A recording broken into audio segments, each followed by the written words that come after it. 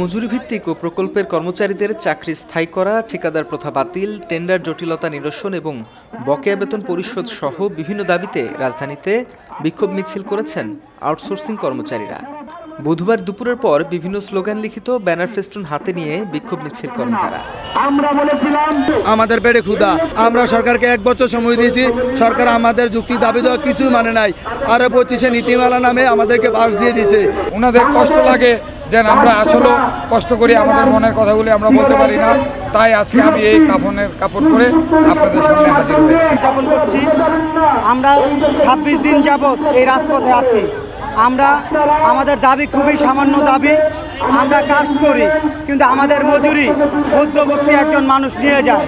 দীর্ঘদিন ধরে তারা দৈনিক মজুরি ভিত্তিক ও প্রকল্প ভিত্তিকভাবে বিভিন্ন দপ্তর ও সংস্থায় কাজ করছেন, অথচ তাদের চাকরি স্থায়ী করা হচ্ছে না, বকেয়া বেতন ও অন্যান্য সুবিধাও নিয়মিত পরিশোধ করা হয় না।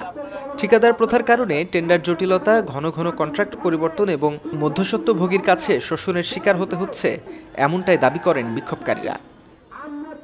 যদি অবিলম্বে তাদের দাবিগুলো বাস্তবায়ন করা না হয়, তবে দেশব্যাপী অনির্দিষ্টকালের কর্মবিরতি ও কঠোর কর্মসূচি দিতে বাধ্য হবেন বলে জানান বিক্ষোভকারীরা।